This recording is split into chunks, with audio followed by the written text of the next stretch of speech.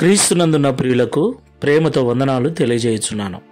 మార్చి నెల 17వ తేదీ 2024. ఈరోజు దేవుడు మనకు చేస్తున్న వాగ్దానం ఏమిటనగా, కీర్తనల గ్రంథము 107వ కీర్తన 19-20 చరణాలు. కష్టకాలమందు వారు యెహోవాకు మొరపెట్టిరి, ఆయన వారి ఆపదలలో నుండి వారిని విడిపించెను. ఆయన తన వాక్కును పంపి వారిని బాగు చేసెను. ఆయన వారు పడిన గుంటలో నుండి వారిని విడిపించెను. ఆమేన్.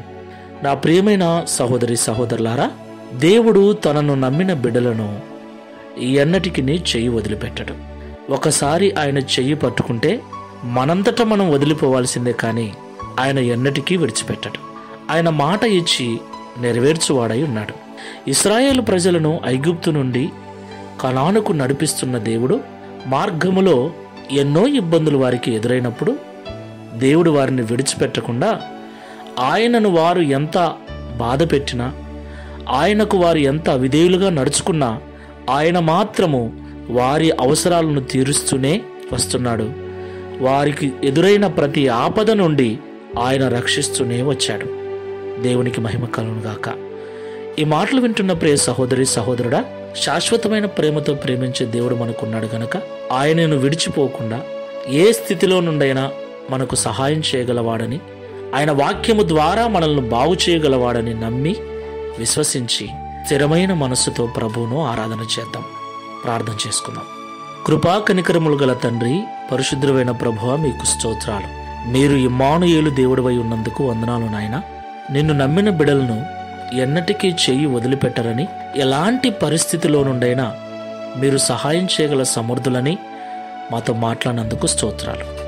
అవునయ్యా, ఇశ్రాయేలు ప్రజలకు శ్రమలు వచ్చాయి, ఆపదలు ఎదురయ్యాయి, ఎన్నో కష్టాలు, ఆర్థిక ఇబ్బందులు, ఆహారపు సమస్యలు ఎన్నో వచ్చాయి. అయితే వాటన్నిటిలో వారు నీకు మొరపెట్టినప్పుడు నీ వాక్యమును పంపించి వారి రోగములను బాగు చేశావు, వారి కడుపుని నింపావు, వారి దాహాన్ని తీర్చిన దేవుడవు. ప్రభువా, నీకు స్తోత్రాలు. అలాగే ఈ విశ్వాసపు యాత్రలో ప్రయాణిస్తున్న మేము కూడా ఆయా సమయాలలో కొరతలలో, ఇబ్బందులలో ఉన్నప్పుడు నీ మీద సనుగుతూ గొనుగుతూ ఉన్నాం. అయినను మీరు మా మీద కోపపడక నీ శాశ్వతమైన ప్రేమను చూపిస్తూ మమ్మల్ని ఆదరిస్తూ వస్తున్నందుకు స్తోత్రాలు. అయ్యా, ఈ ప్రార్థనలో ఏకీభవిస్తున్న వారిలో ఎవరైనా ఆపదలలో చిక్కుబడి ఉంటే, ఇబ్బందులు పడుతూ ఉంటే, పాప సంబంధమైన గుంటలలో చిక్కుబడి ఉంటే మీరే వారిని చేయి పట్టి విడిపించండి, చేయి పట్టి లేవనెత్తండి, స్థిరమైన బండ మీద వారిని స్థిరపరచండి. తండ్రి, నీకు స్తోత్రాలు. పరమ సీయోను చేరేంత వరకు నీకు దూరము కాకుండా నీలో స్థిరపరచుమని యేసు నామములో ప్రార్థించి వేడుకుంటున్నాము తండ్రి. Amen. Praise the Lord. God bless you.